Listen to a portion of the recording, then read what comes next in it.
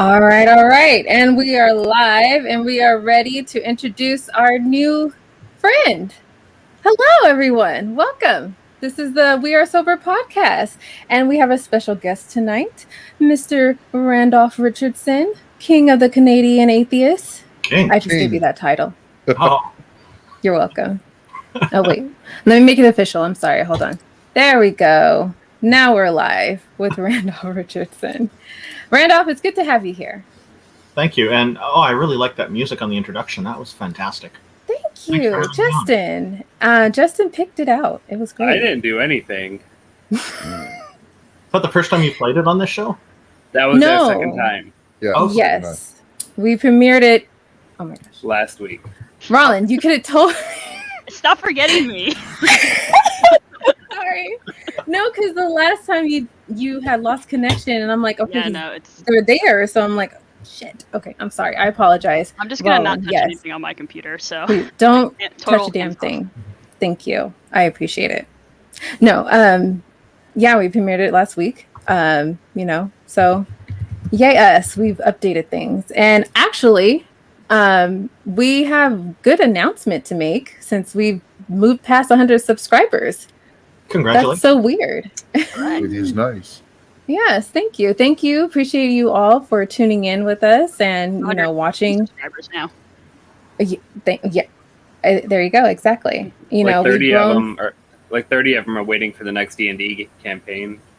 Some of them are, yes. I'm not sure. It won't happen. That's good. We've literally grown from 5 viewers to 100 in less than a week. Thank you, bots.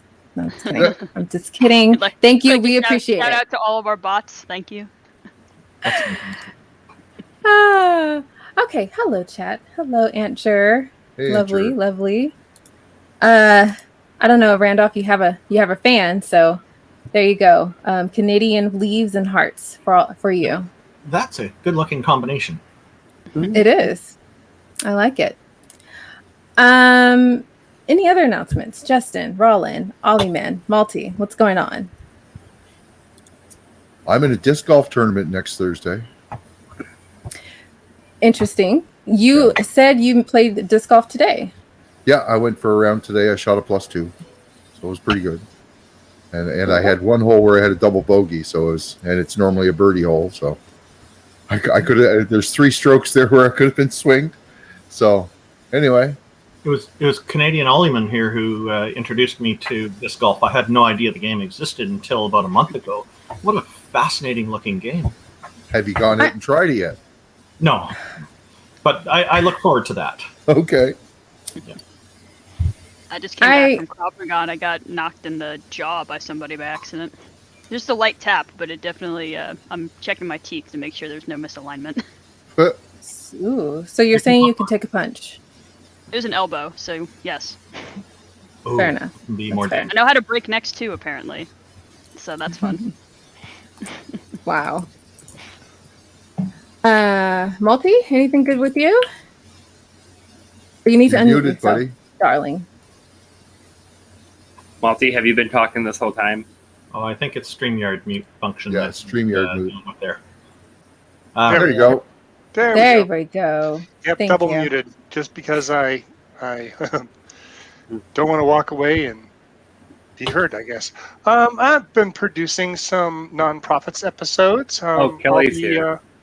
Hey, Kelly. Hi. I'll be doing I'll be on a episode here that we're recording with you, Jena, next Wednesday, the 30th. So that'll be fun. And Yes. yeah. I'm looking forward to that. Yes, thank you.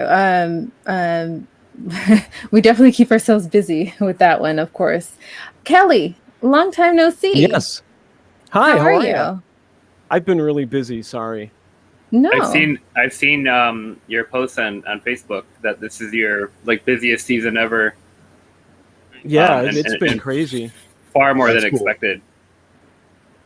It's been pretty So why crazy. is that? Is it because it's just the season for Magic Rocks? So why is this particularly the busiest? Because I'm in a tourist area, and nobody's been out for a year and a half, and everybody's just getting out. So we've had a lot more traffic than we normally do. So That makes a lot of sense. I mean, last year was pretty poor, but the year before that wasn't that bad, and then or the year before COVID wasn't that bad.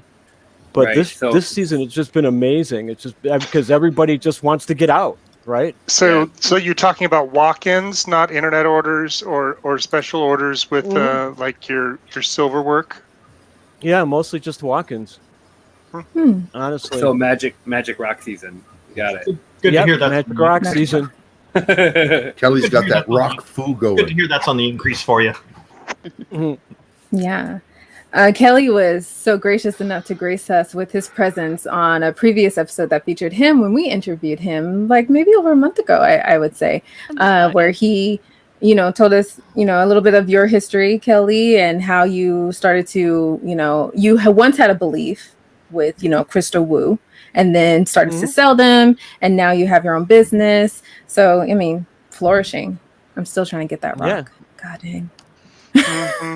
I still don't have the money. Oh, the bots are here. Oh, there we go. The All of our bots are here, yay. Greetings That's tons of mice. from the I'm bots. really The so bots happy. assemble. Well, this is like the first time in a while we have like all the full panel, so I like it. I feel so happy. I know Justin's excited, aren't you, Justin? Woo! There you go. Love it. Justin Randolph. just became a level 2 woo wizard. I wanted to come and say hi to Mr. Richardson. Hello, Sir Bors the Errant. Hello. Hello. How are you? I haven't Great. seen you in a long time. Yeah, I was thinking you look familiar. We've talked before, I believe. We met when I was on Neil's show. Oh, okay. That's where it was. Yeah. All right. Yes. That's about a month and a half ago, maybe 2. Yeah, that show is that was the it was hub. about quite a while back. Grand Central is the Station hub. there. Mm-hmm.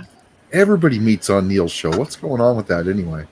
He's famous. He denies it, but he's famous. I've heard it's a sense of your rite of passage into the community. Like first you need to go through this initiation of being drunk on camera for an hour, and then another 3 hours. 3 to For the 6 hours. 3 to 6 hours at minimum. And then now you are a full atheist. So there you go. I haven't done the drunken part. You get knighted as a full Me full atheist by either. Neil.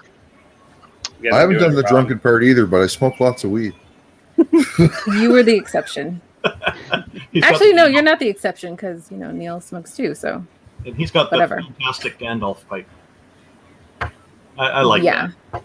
I don't smoke, but I like that pipe. Yeah. Neil likes his edibles, that's for sure. That is true. That is true. I know Neil's been on vacation, so we'll be looking forward to when he brings on more people for his deconversion stories. But Randolph, tell us a little bit of what you've been up to lately, because I know you and Neil are in partnership with the True North Talk. Hopefully very, very soon you guys will start up that call-in show. So tell us a little bit about that. Yeah, so people have noticed that I've been actively doing renovations on screen. I'm literally building a studio for the future True North Talk atheism We have seen call-in that. program here in Canada.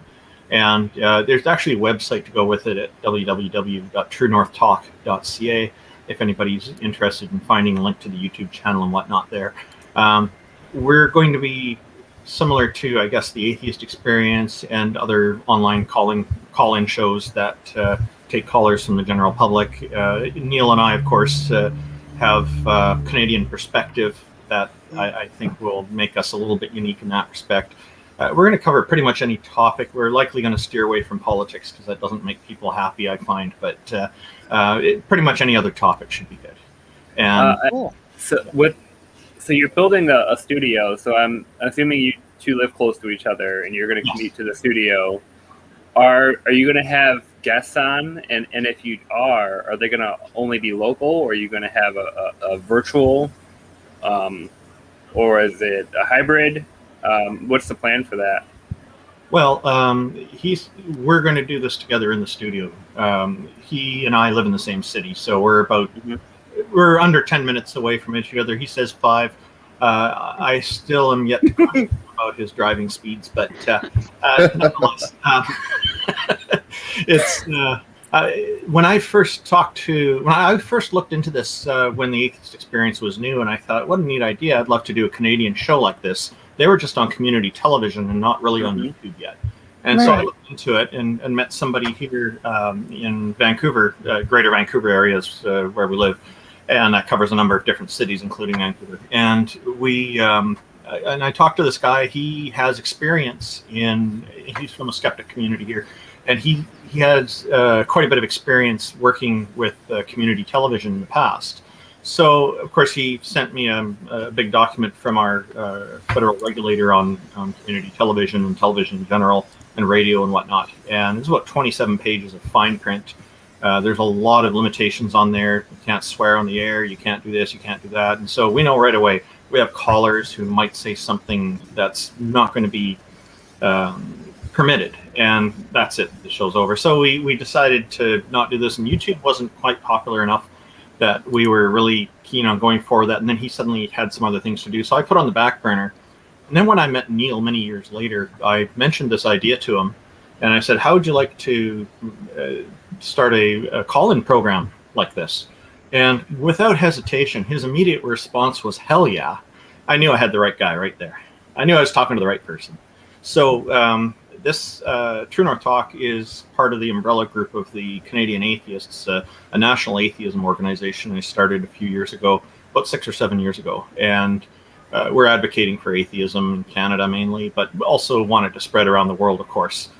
Because we hope that that our influence will be a positive one that promotes kind of a non-confrontational approach as much as possible. And part of our campaigning is you see the words "atheism is normal" on my name here. Mm-hmm. There's a campaign that we've also started called at a website, atheismisnormal.ca. We're using a non-confrontational and gentle approach to promote the idea that atheists should receive the same kind of treatment as theists do. So when a theist says they believe in a deity, the typical reaction of people is, okay, just go along our normal business, nothing out of the ordinary here. We're hoping that atheists can enjoy this same privilege at some point, because it still does happen here a fair bit in Canada when I've said to people, oh, I'm an atheist, or I don't believe in deities, either one. Their response is sometimes condescension, sometimes concern that I'm going to be burning for all eternity or whatever.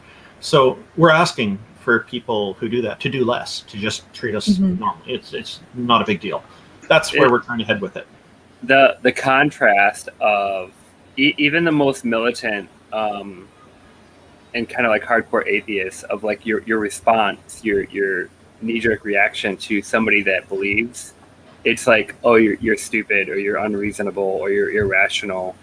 You've wasted your life believing this thing. But on the flip side, that person, when they hear that you're an atheist, their immediate reaction is you're going to burn in hell for all of eternity. Yeah, like the difference is I don't know. I think you've summarized the source of the pushback quite well. I do believe that's where a lot of it probably comes from, is kind of an opposite resistance to it. And I'm not on the page of saying that people who believe in deities are irrational. I don't believe that's the case. I think most theists who I've met have made efforts to make rational decisions on their beliefs. You're saying, kind of to your point of make atheism normal. Well, the reason for that campaign is that theism is normal. This is kind of like the default belief for a lot of people. This is just what there is to believe. This is the normal thing in our culture. Mm-hmm. Right. Yeah, and we just don't want to be treated differently from that. We're not asking for more. In fact, we're asking for less, and so that it comes down to being the same. And then I think this is an important step in the future of a better quality society for everyone, when everybody's getting the same basic modicum of respect from each other. Yeah, and it certainly is appreciated, the approach you're taking, because whether it be the approach for most is, to be vitriolic and attack, use arguments and fallacies to get their points across and to deem themselves more right than a theist would be. So I appreciate the, to use your words, the gentleness of just approaching and making it known that normalizing atheism and not looking down or being so, I guess, I forget the word I'm looking for, but basically just the approach is more gentle and it's more having that conversation versus having a debate, more or less. Yes, and there are so many different characteristics people have. Belief or not believing in deities is only one of thousands or hundreds of thousands or millions of different characteristics people have. And there's just so many interesting conversations to be had. It doesn't need to be interfered with by or prevented by people getting stuck and stumbling at something like religion or politics or something like that. Yeah. Mm-hmm. So Richard, a little while ago, I was working in a position where there was a lot of subcontractors. So you'd have the maintenance is one company, and then security is another company, and so building is another company. So, and I was working. So we're all subcontractors working for the building management system, and I have some of the people. One of the persons from the say the engineering team, who is obviously someone who has the, what's it called, the Great Commission on his mind. One of the people that has to tell you the good news, is compelled to tell you the good news, or the head of the security who is putting a Dad's commercial. If you haven't seen Dad's, it's a Christian group that is wanting to promote deadbeat dads to get back in with their the children that they have abandoned. On the surface, that sounds like a good effort, but sometimes it may not be the healthiest option, I guess. Yeah. I mean, but it's tough as an atheist when you're walking in to try to just do your work, and you got a laptop there that the head of security is just causing headaches. Well, my head was aching. With his propaganda, or having the guy from maintenance come by with pointed questions or pointed statements that then they give you that look like, okay, I gave you the opening, now's your time to show your faith in the Lord. I just gave you the and I'm just like, what? Yeah, I don't know. Do you see that type of thing up in BC? In Canada, this kind of thing is more rare. The most that we'll see is somebody will wear a religious symbol on a chain around their neck or on their clothing or something. And Christians and Muslims in particular do this. We see it a little bit with Buddhists wearing some beads around their wrists that are a specific kind. But these are much more subtle. It's very rare that we find somebody doing this kind of thing here. And there's two reasons for it, I think. One is culture. People here tend to keep these ideas more to themselves. It's more of a private matter. It's not that anybody's ashamed of it. It's just that it's just not seen as appropriate in the workplace and in a lot of other venues. There are some people who will go overboard with it and push it, and they'll usually very quickly find themselves in a situation where people are distancing themselves from them, and but they're still doing the job that needs to be done. They're just the friendly conversation just doesn't seem to be there. So I don't really see that we don't have a whole lot of extremists here, which I think is a good thing, and makes it a lot easier to push the Normalize Atheism campaign, because I think we have a smaller job to do in the long run because of this. So better start early, I guess. The other reason I think for it is that in our constitution, for our national constitution for our country, there's a section called the Charter of Rights and Freedoms that was added in the early 1980s. And it has under section 2, there's various freedoms spelled out, including freedom of expression, freedom of association, freedom of conscience, freedom to be part of a religion, and different freedoms like this. And then Section 15 specifically prohibits discrimination. And then it lists some examples that, such as sex and race and religious affiliation. So this works out better. There have been some cases of employers and even a credit union that was doing some practicing of discrimination, and they got in trouble with the employment board for discriminating against people for that. So this usually doesn't go very far. There was a credit union in the city of Surrey a few years ago that required people who are applying for accounts or loans or something to or mortgage to check off a box that says they believe in the supreme leaders of Sikhdom, of the Sikh religion. And so that got shut down really fast too, because that was discriminatory and not relevant. So it's not really a common thing. There have been a few instances of it, but my feeling on that situation that you're dealing with is that's not appropriate at work. People are hired to do a job, and the main focus should be that. And these other things are distractions that can, especially if it's hard labor work, can make the job more potentially dangerous if people are getting more distractions and not happy because people are trying to impose their ideas on each other. That can be a distraction that can lead to an environment that may not be as safe. So it is an important thing that I think needs to be resolved. Yeah, right. Oh, it's resolved. I don't work there anymore.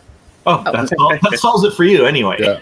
There was a fish and chips place here in Summerside that got shut down because they were refusing to serve anybody from the LGBTQ community. Yeah, and that would be a gender violation here, or a human rights violation as well, under our Human Rights Code. Before that could even get brought up and they got put on charges that way, they went out of business because everybody just boycotted them. Oh, it solved itself without having to bother the government. It did. So I have a question. So one of the things that makes shows like AXP popular is the just how extreme and the calls are, and how radical the callers are. And are you looking for the word confrontational? Confrontational, yeah. I mean, there's a lot of hardcore theists that call into the shows, and they kind of stir up drama. And the response to that is kind of like the entertainment aspect of that. Sometimes it's very informative. There's a lot of good philosophy. There's a lot of good arguments, but a lot of it is just like how ridiculous people are. How in a culture, a society that just doesn't have nearly as much of that, what's the plan to kind of keep it entertaining, keep it engaging, keep it kind of replicate that same type of enjoyment of watching that show without that same type of back and forth? Now, I mean, I imagine it can be a lot more informative and a lot more educational without those types of kind of like distractions, because some of them are just so far out there they're not even worth talking about. Justin, are you asking Richard if he's going to take callers from Saskatchewan or Alberta? Alberta, all over the world, actually. Yeah.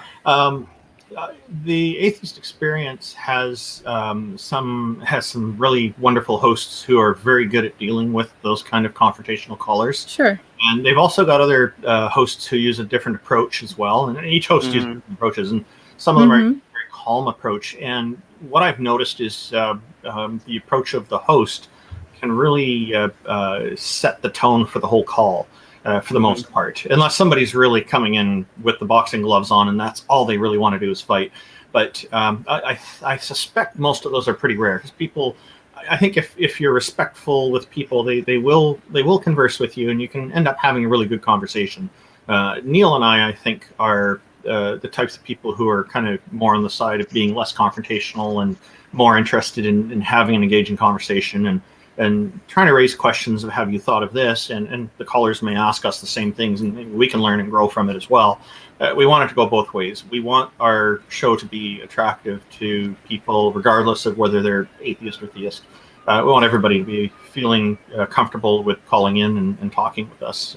And, right. But there is something to say through the, I guess, rising fame of AXP, because, with Matt Dillahunty, Oh, he yeah. is known. There's various clips all over YouTube, all over the internet for that matter, of him, yelling at callers or attacking them and making them feel, dumb and things like that and the other. So there is something to say to that. Not necessarily agreeing that approach is, favorable. And to some it could be just for pure entertainment.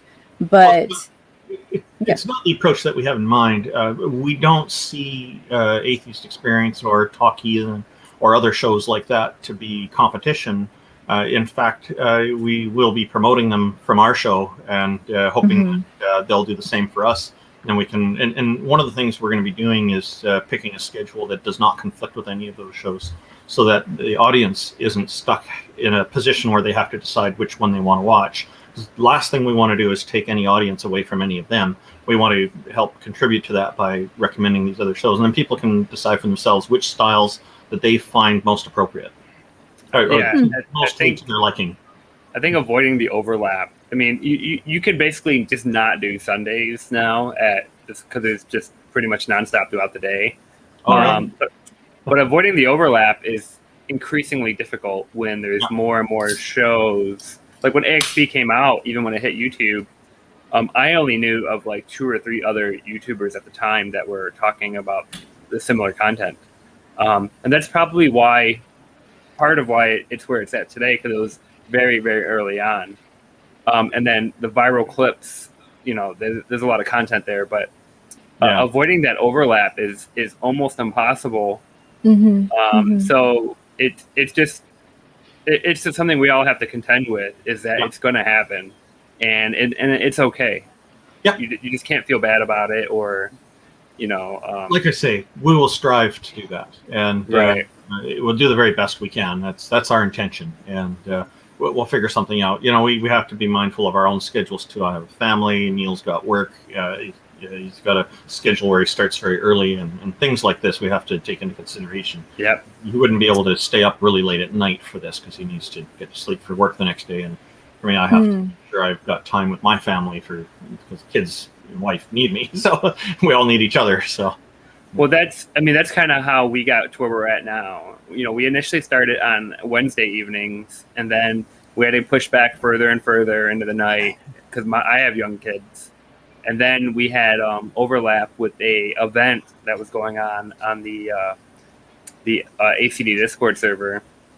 And then we started doing the after shows of the ACA shows, and then Secular Sexuality is right before this, and then they have an after show, which kind of pushed us even further. So we've been pushed around to the point where it's like, okay, I'm done. This is the time we're going to do it. We just have to deal with whatever conflicting schedules there are at this point. Our main concern will be the main programs and not really the after shows, but we'll definitely try to avoid those too if we can. But the priority is the main shows. Of course. Yeah. Oh yeah, but we were running. We actually organize and run and host the after shows. Yeah. Yeah. Or and especially multi now. It's a group effort. It is a group effort. Name multi. It's multi and his other team multi. Multi is both singular and plural. It's like one of those things where it's like production, multi, editor, multi, sound, multi. It's just the same name over and over again for every single director, multi. Oh, that's fantastic. So going with some of that, Randolph, I think there's more and more people talking about a softer approach, a gentler approach. Let's have actual conversations. Let's have lengthy conversations. We're not trying to win. We're not trying to. Yeah. You see the titles on YouTube, so and so destroys theists in an argument, blah blah blah, right? Clickbait. And but when you click them, they're entertaining, and they're short clips, and they share very easily. They're memeable. The possibility of them going viral or sharing very well is significantly higher than just regular, like a conversation like this. But you also have on the flip side of that other creators like. Tracy Harris is really good at it, of just laying out very empathetic arguments and people really resonating with that. So I think it's difficult to find that balance of, hey, I want to actually get my content out there and people to see it, but I also want to stick to my core values and have decent friendly conversations, even if they're kind of on the boring side. But you might really connect with that one person instead of like surface level connection with a lot of people. Yeah, because unfortunately, a lot of that can wane. They may just, approach it and to just capture the audience that, feeds off of that. Right.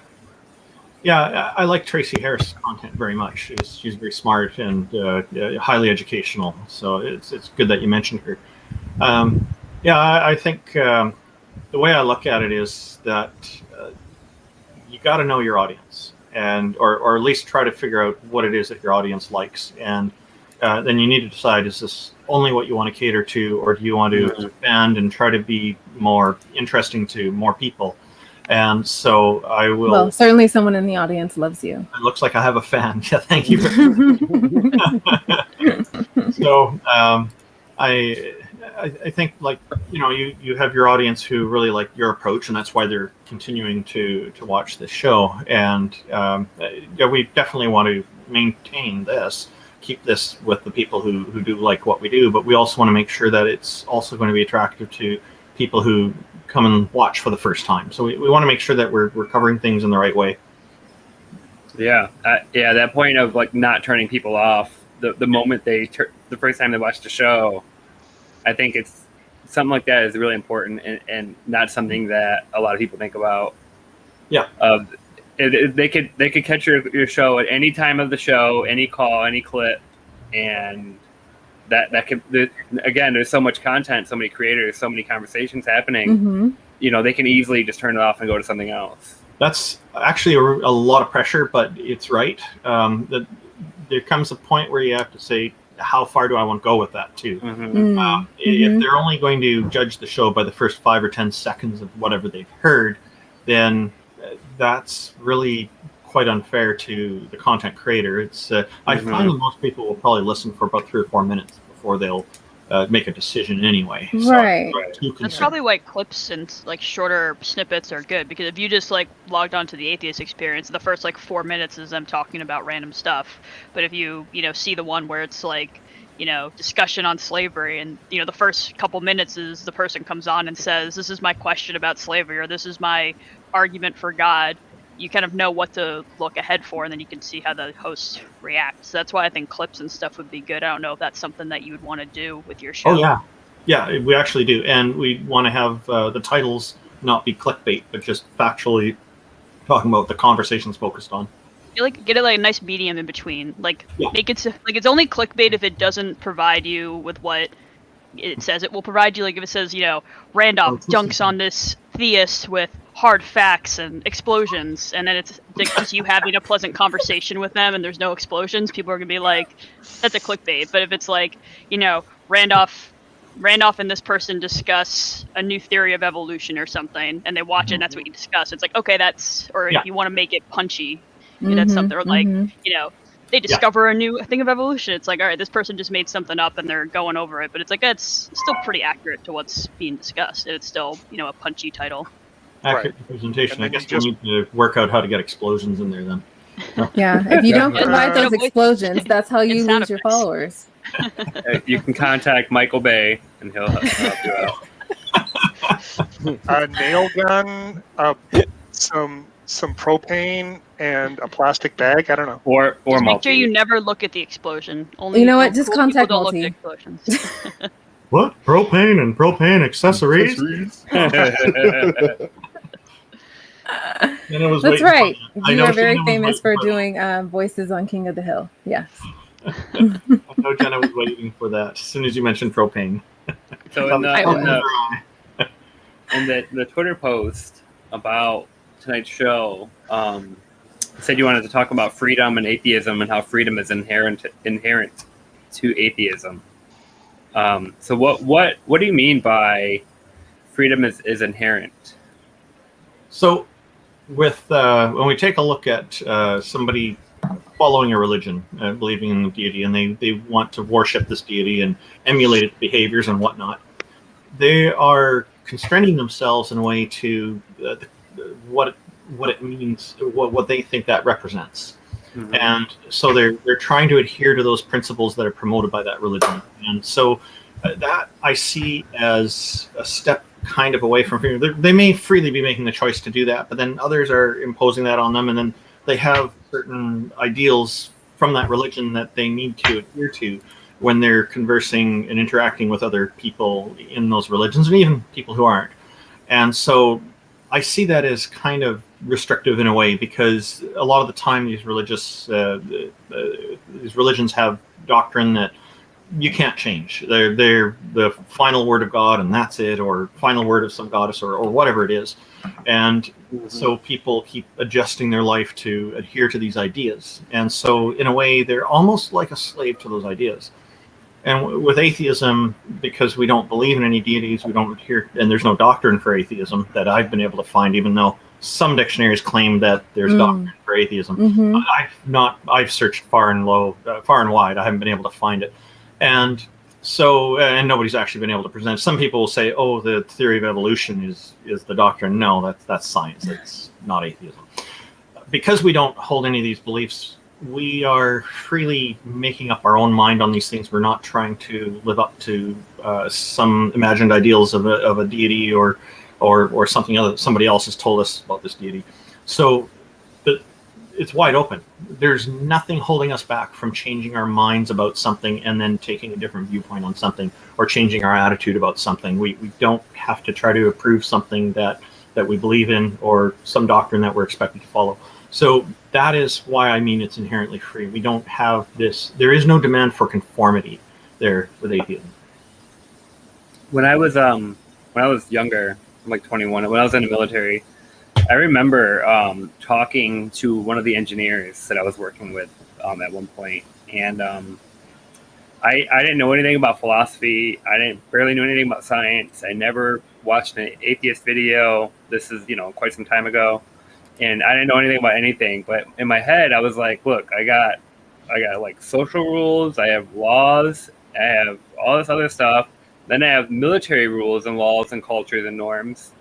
And I was talking, I'm like, religion is just another layer of rules and norms and culture on top of all this other crap that we have to deal with and figure out, navigate. I'm like, if I get the day off on Sunday, I'm sleeping all day. I'm not doing whatever the tradition tells me to do. You know what I mean? It's like, it always felt like it was just another layer of people telling you what to do, like you're saying, on top of like all the other stuff that we already have. And like, it's like we already have enough other things to navigate. And those laws and regulations and social standards are not atheism or religion, although some of them are influenced mainly by religions. But people change them. Like the fact that we have laws that prohibit discrimination here and protect our freedoms, our freedom to express ourselves and say anything we want to say. That includes blaspheming. These definitely are not derived from religions, as many religious people I've been in debates with have claimed. So they'll say, oh, it's all based, Canada's based on Christianity, US is based on Christianity, or things like that, or something else is based on Islam, or whatever. In different things that deviated from it.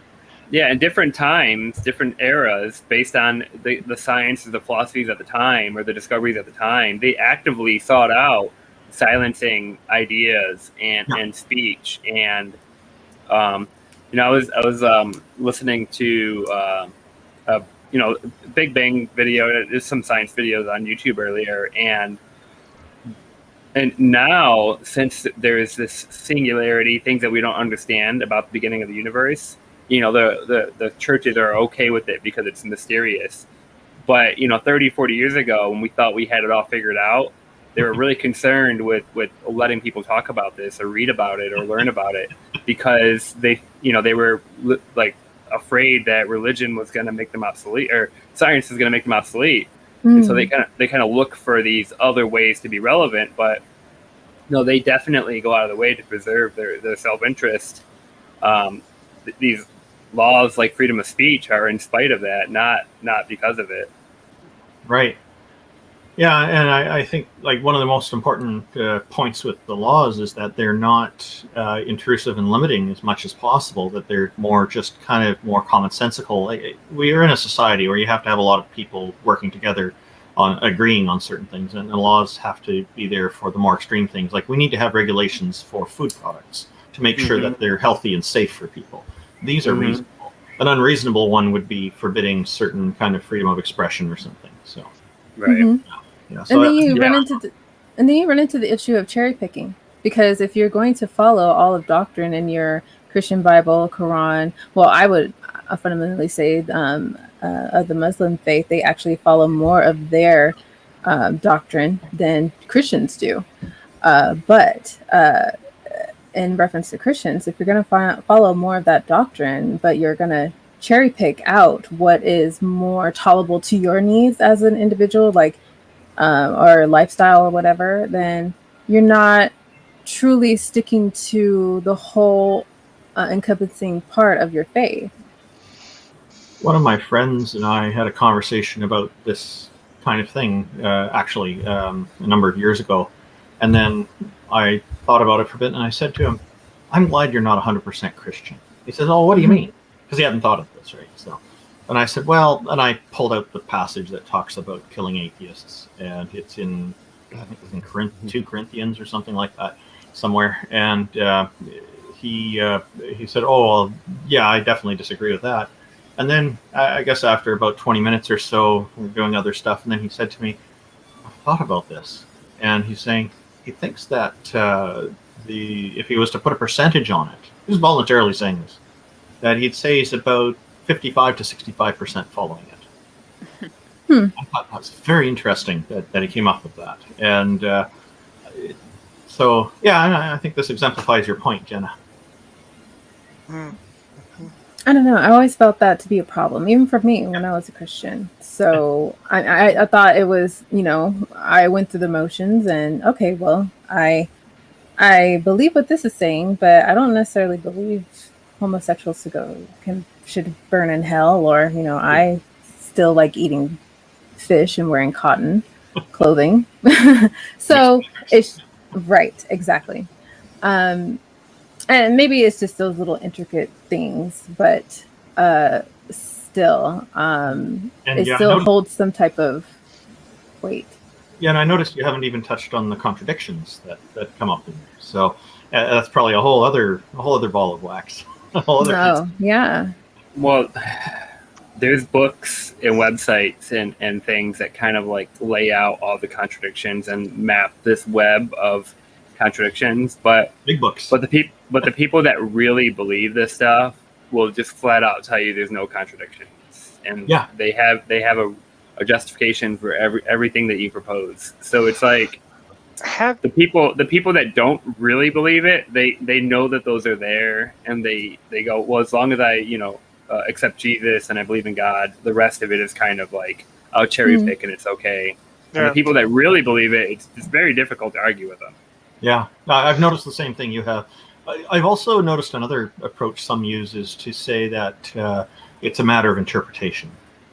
Or they'll criticize the translation that they're relying on, saying that it wasn't perfectly translated. Well, that's what I was going to say. In that there are some people, and I know I've done it.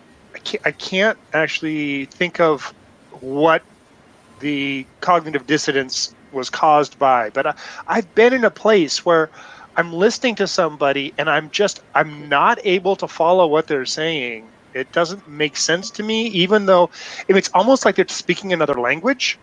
But it's English, and I'm just wondering if they're hitting up against some walls that are kind of painful, so they can't look at it. So they have to make up these excuses. And, it must be this because that's too scary to look at. It's not that it's scary. It's that this new information comes in, it puts into question so much of your core belief and your worldview that you would have to topple so much of what you already accept for this one or two things to be introduced into your worldview. And it's just hitting a brick wall of pre-existing beliefs. So do you think that it might be that there was an expectation to hear things in a certain way? Like I've never been a theist. I've never believed in any deities. I've always been an atheist. So I don't have this experience to draw from. What do you mean? Like, do you rephrase that for me? So do you think that people, like what Malty was saying earlier about just now about how they just weren't able to follow certain things being said, you're talking about cognitive dissonance, do you think it was partly because you were expecting to hear things to come through a certain way and it's just somehow automatically getting filtered out? Or was it maybe something else? Well, I mean, you can go through the same motions right now. If I tell you that I 100% believe, and I have books on it and scientists and people telling me right now that the world is flat, and I'm telling you that the world is flat, you're just going to write it off as wrong, right? There's nothing that I can say, no book that I can give you, no expert testimony that I can give you to convince you otherwise, even though you've probably never done a personal experiment or really did the mathematical theories and calculations to prove it to yourself. You just won't accept that because it's so far outside of the realm of what you already understand. It's going to take a lot more than one or two people or a small group of people or one conversation to kind of turn that tide of what you already believe. So it has more to do with the source of the information that I have, the experts I'm relying on, or the people I respect who I'm relying on, or it's that's part of it, but it's the level of confidence and the accuracy of the information compared to what you already believe. Okay. Right. And in addition to that, I kind of had this conversation with someone the other day where I disagree with the idea that atheists cannot apply critical thinking skills. And what I mean by that is they do such a thing. I was told to always be very studied and involved in what I'm reading and then additional reading of the Bible when I had to go to Sunday school. So a critical thinking is applied to that specific text. Anything outside of that is known to be too secular or too outside of the realm of God, because the realm on earth is supposed to be devil controlled. So only God can, control so much, only if you hold that belief within him and you practice and study what is in the Bible. So the application of critical thinking is within the text.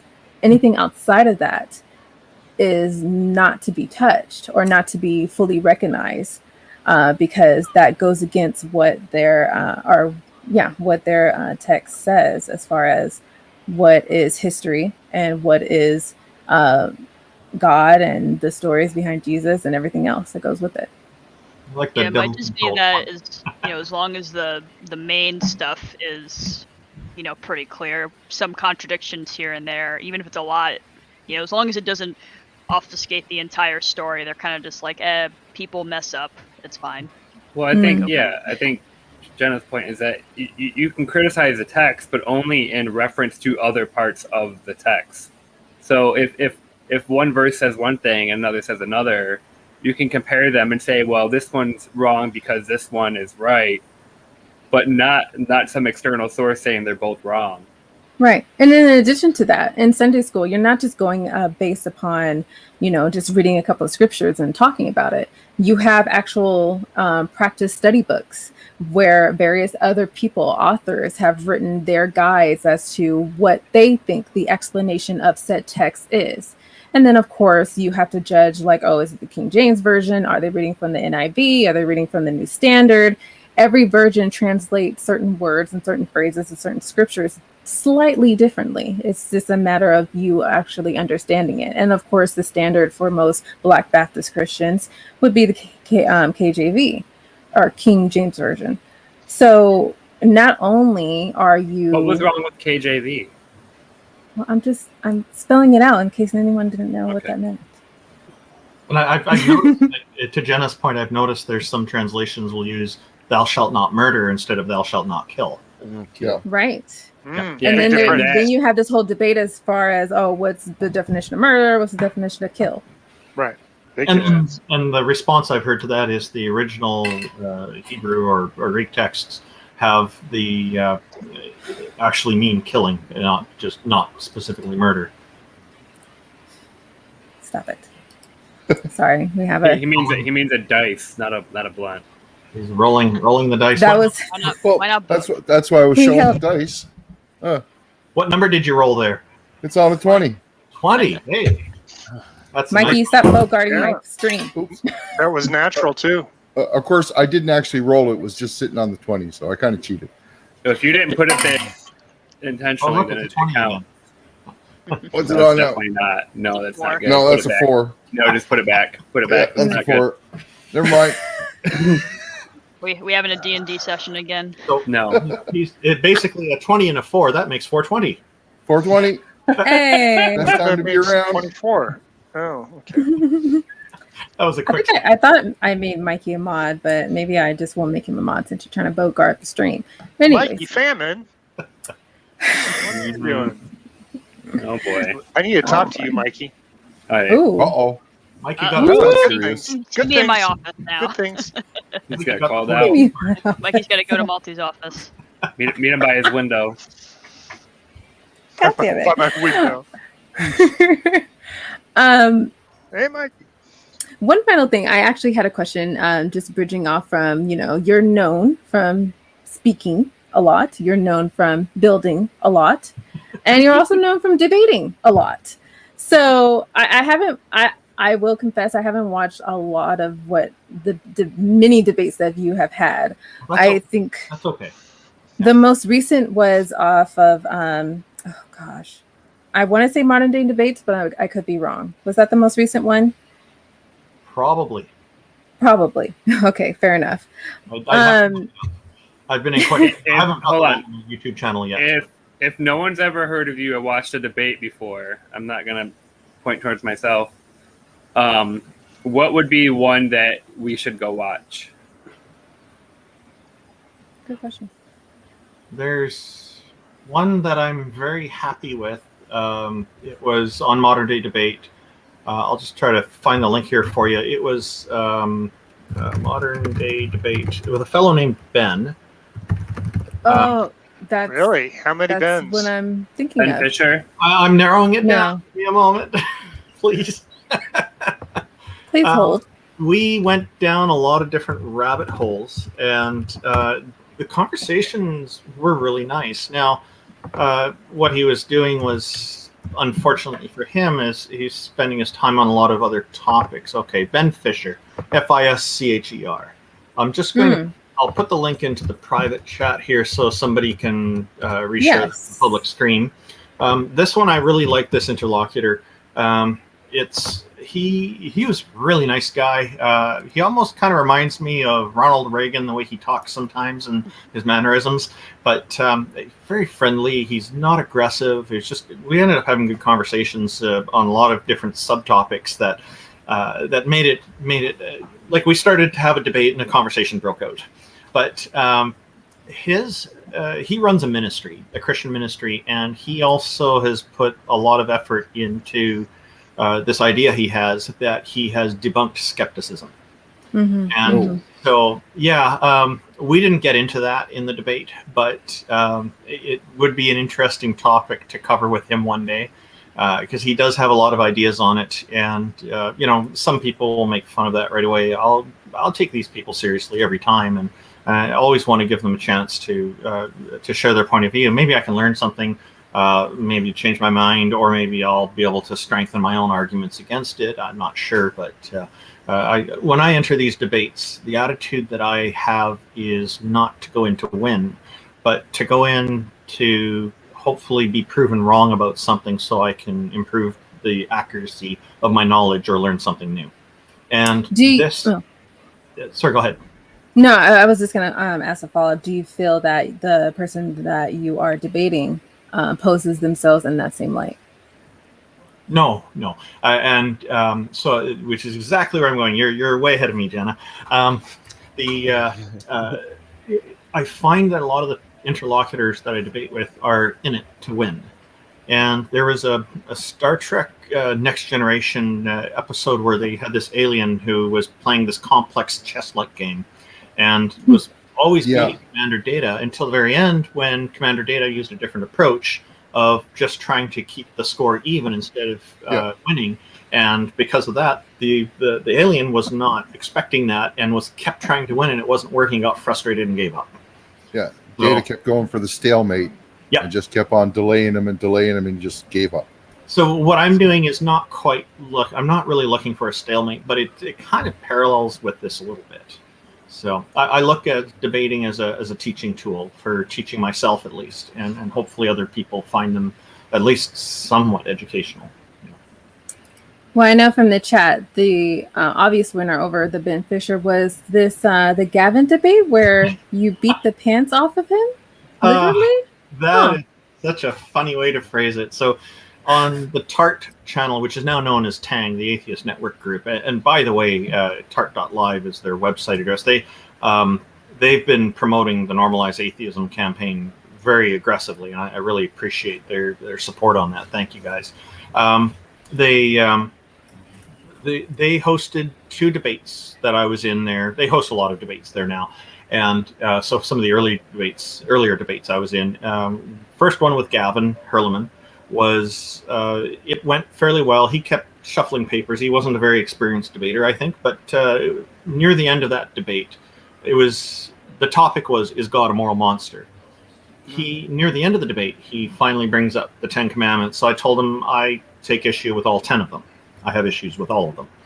And so we didn't have time to get into it there. So he said, I want to debate you on that. I said, sure, we can do a part 2. So Tang organized, or TART at the time, they organized the second part. And in that second part, we're debating the 10 Commandments again at this point. And so carrying on. Near the beginning, I noticed he stood up, and I thought, okay, so he's wearing pants that match his skin color. I didn't think of it again. I guess you know where this is going.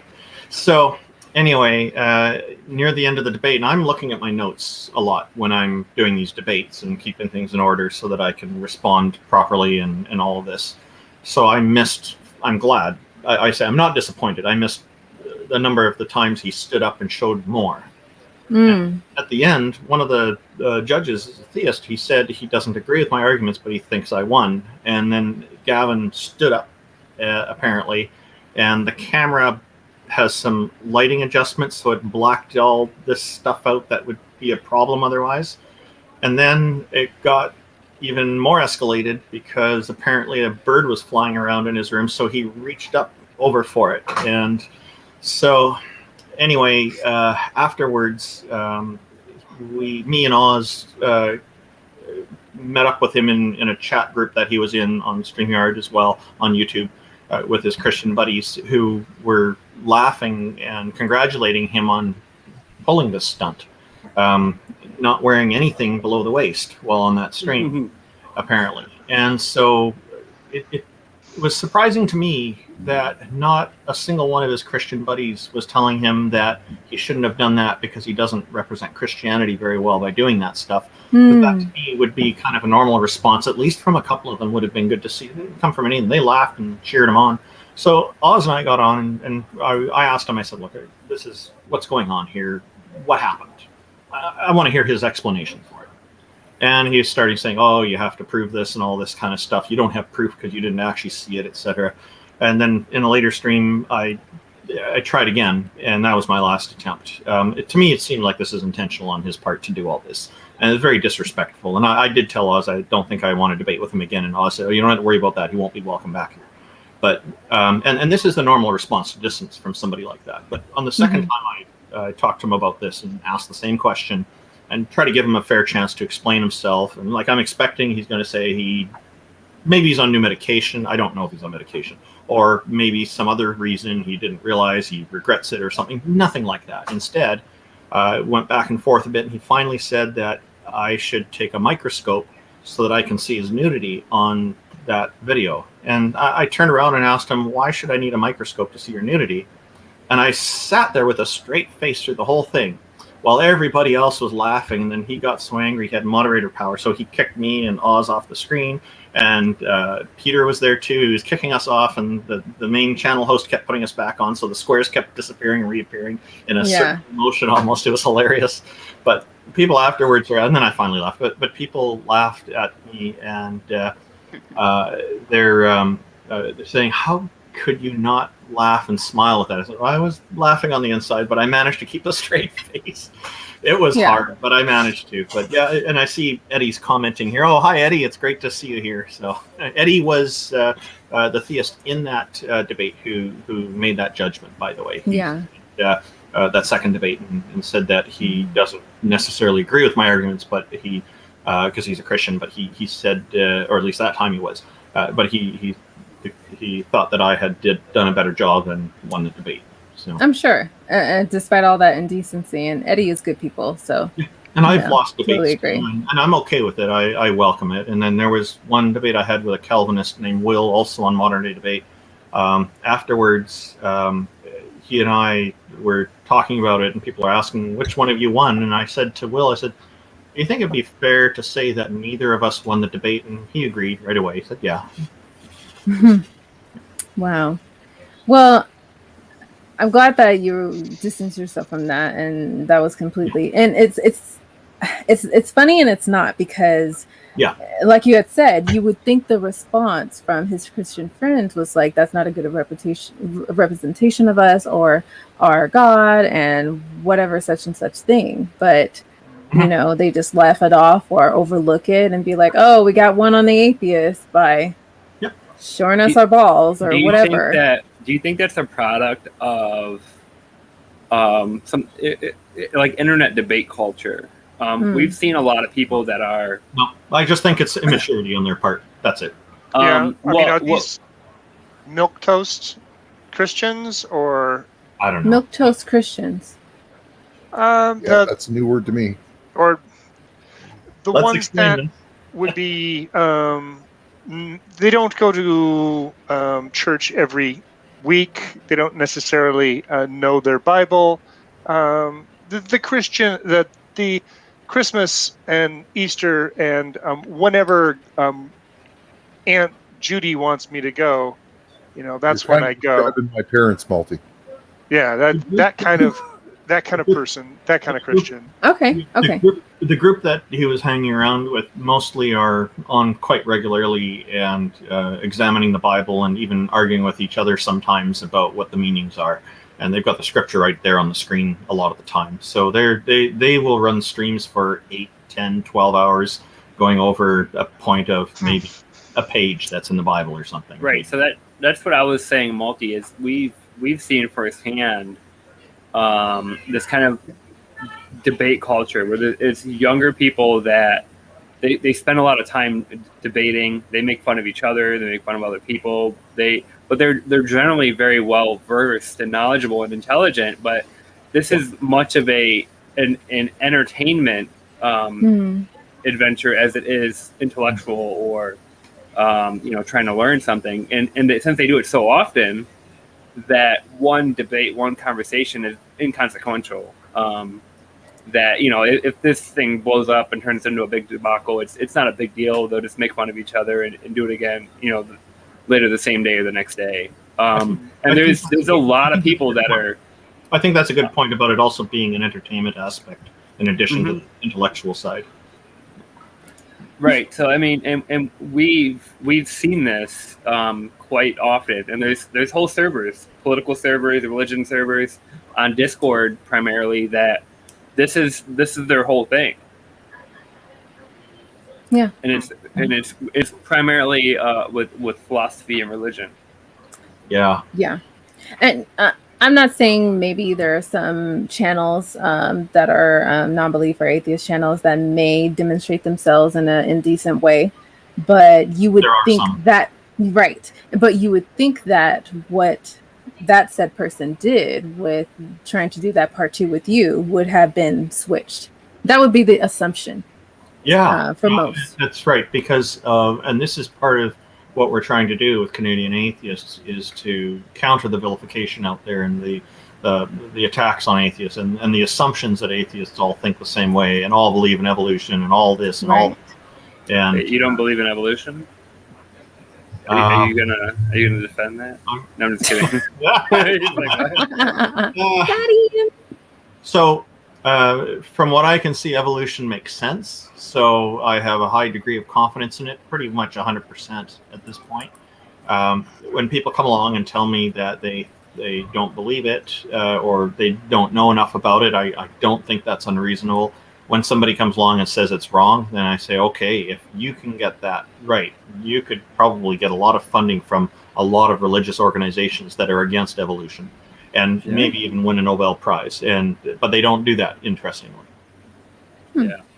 That's that generally is something I've been thinking about, not evolution in particular, but how we approach talking to people as a non-expert about these topics. And my thinking is like one of the better ways of doing it is saying I'm convinced of this because of these reasons. My limited understanding plus the scientific consensus is leads me to believe that this is the evidence is pointing towards this. If you can convince me otherwise, then I can be on your side, but you can't just force me to believe what you believe. And I'm not claiming to be an expert, but I'm based on what I understand of how this works, and based on my confidence of the scientists or the experts that do have a thorough understanding of how this works. I'm convinced that this is, what's going on, but I say it that way because there's no onus on me to say this is how it works. It's just, or to prove it true, or to use it in a way to disprove their other beliefs. And it's to say, look, I'm not like 100% positive here because I don't have the education or experience, but based on everything that I do know and I do understand, and based on my confidence in the people, this is I feel like I'm justified in believing this or accepting it as being true. It's just to me, it's a little more like intellectually honest approach to stating your position on some of these topics. What you're and saying, then at best, you can at least approach. Both sides can at least approach themselves and find some middle ground or common ground where, okay, we will still walk away from this disagreeing, but tomorrow we can still have this conversation. And Justin, what you were just saying reminded me of something Sam Harris was saying one time to an interlocutor who had it might have been Deepak Chopra, but I'm not sure. Boy. But the point was that he was pushing back against was this idea that atheists are arrogant and scientists are all arrogant. And I know what you're going to say. Yeah. And Sam Harris saying when he was at these conferences, he'll hear scientists and experts in fields talking about, well, this is what it seems to be from what I've seen, but that guy over there knows more about it than me. I suggest you talk to him. And they're always very humble as opposed to what was being portrayed. Yeah, right. So these are the foremost experts in these fields saying, from my understanding, this is how it works, but I'm open to being corrected by somebody more knowledgeable and experienced than me.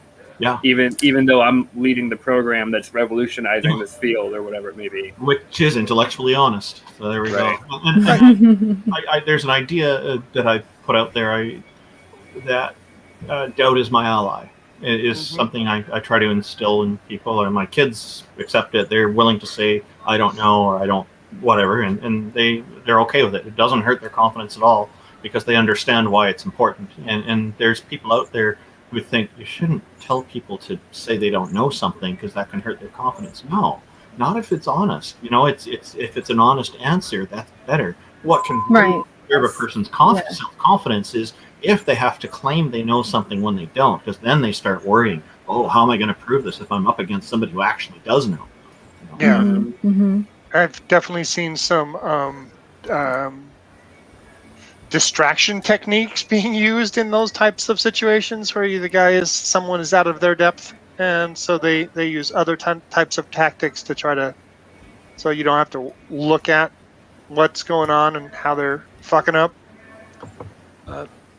Yeah, I mean, I do agree what you're saying about the humbleness or the reserved nature of science, in that if you make a statement that turns out to be wrong, other people will be very straightforward in calling you out. You know, I have seen papers where they eviscerated another paper because they found the exact opposite, and they said, you know, they were pretty much just saying our data is better and their data is shit. In the case of Andrew Wakefield, those papers calling him out, eviscerating his view, made sense. Yeah, but they made sense, but they backfired. But for those who don't know, Andrew Wakefield is the guy who came up with the fraudulent study to somehow back the idea that vaccines cause autism, which is all nonsense. Yeah. All nonsense. But we see a vibrant movement of anti-vaxxers who still basically not worship him, but fully 100% believe that he was correct. Yep. I know. They got my Facebook account permanently disabled, and after filing a bunch of false complaints. Look what's going on in the Utah legislature right now. Ohio. Mm-hmm. Yeah. Well, this is a conversation I have with Jena a lot. Is the same approach that you're having with the gentler, milder, more understanding, let's have a conversation approach is the same thing that is missing from the anti-vax pro-science.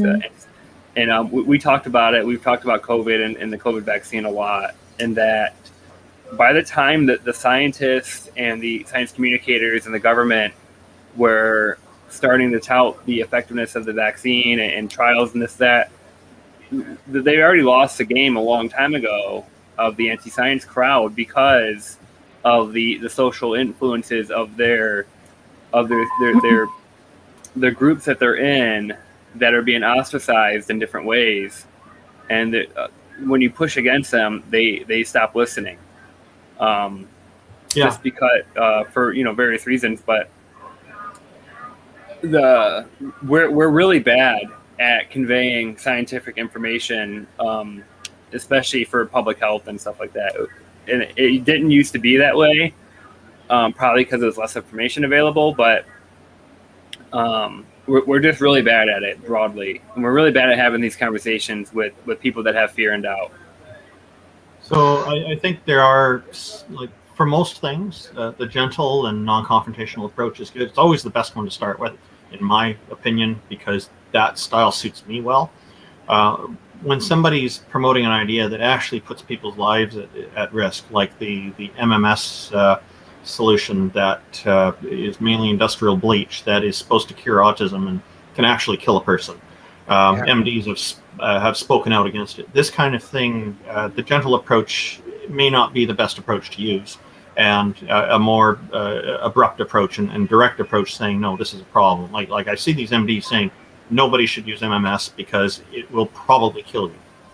I think that's a good response. They're being professional still. They're not getting out there and calling names or resorting to those bad antics.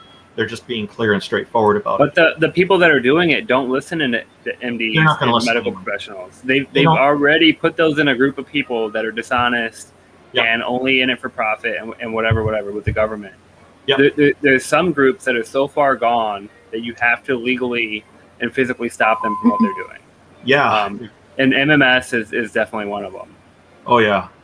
It is potentially fatal. Mm-hmm. Oh, get some good news here from the U.S. Justice.gov. Sellers of Miracle Mineral Solutions sentenced to prison for marketing toxic chemicals. So they're feeding their children bleach and calling it a cleanse. That's what they're doing. Yeah. It's good that that's being treated as a criminal act, because it is. That's what it is. They were sentenced to over 4 years. This is the main guy and his son that were doing it for doing so. Yeah. Well, I know certainly you also, Randolph, wanted to touch on, because you've been doing some science fiction writing, but really? I think we will save that for the after show on the Discord. How about that? Well, are you willing to kind of give us a broad idea, and then we'll talk about it more in the after show? Oh, a broad idea. Wow. I've been writing this since the 1980s. I originally started out wanting to write a multiplayer game. Okay, this is going to be a 40-year conversation. No. You know what, I got carried away with backstory, and now I've got 250 alien species with multiple sexes. Some are up to 17 sexes for them. Not the main focus of the But program. God only made 2. What? Yeah, I know. It's the universe doesn't know about God, apparently. And there's, most of it takes place on a planet with 19 continents, and there's some interplanetary war stuff. There's about 21 major plot lines that some don't even interact with each other. It's Wow. and there's one planet called Ulanoth, which would be my favorite, which has it's massive. It's got 778 continents on it. It has technological advancement in its history of over 2 million years. So I've had to think about what's it going to be like in a futuristic society like this, and it's not easy. This is really in depth what you are working on, but please hold. This is only scratching the surface. I am sure. So hold there, and if any of you want to you do in the another chat, episode, yeah, maybe. Gotta tease it. But any of you in the chat want to join us in our Discord, please do so we can hear more of this story about Randolph's saga of writing science fiction and this whole big universe he's written, apparently. I never even knew this about you, sir. So I'm surprised. But you haven't looked at my website, and that's okay. There's so much content up there. I have looked at the website. It's hard to keep up. You should get a website. You should get a website. You should get your own website. Onlyfans.com/. Anyways, please join us. Onlyfans.com/IFWAS. You can retire anytime you After want. dark. It's not just porn there, people. Get your mind out of the gutter. Jesus. Oh, what else? Anyways. Tell us. I don't know.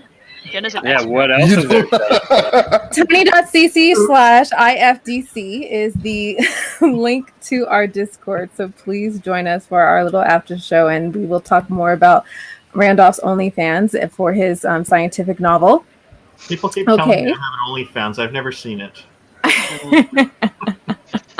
I've seen Well, it. tons of mice has created it. Trust me, he created mine before I even had one. Tons of mice is very productive. Very productive. By all means, Otherwise, please. it'd just be one mouse. single mouse. Please go to this man's website that he claims I haven't been to. I've dabbled. Everything as far as following and supporting Randolph, what he does as far as normalizing atheism, not in just Canada, but just spreading it here in America and everywhere else. We'll definitely be looking forward to True North Talk once that lands. So please, everything about Randolph and how you can follow and support him, our links are in those description. Tweet us for tonight's show if you wanted to ask more follow-up questions, or if you want Randolph back. Sure, we'll bring him back. Thank you for inviting me on. This was a very pleasant conversation. I really enjoyed speaking with everyone. And thank you to everyone in the audience for tuning in. No, we appreciate it. Thank you, Randolph. Appreciate it. It's always a good conversation with you, Randolph. Thanks. Yeah. All right. Any last words, peoples? Nope. We're good. We're good? Really? I can Group do the thing. Yep. Group wave. It's a great There way you to- go. All right, guys. See you in the Discord. Bye.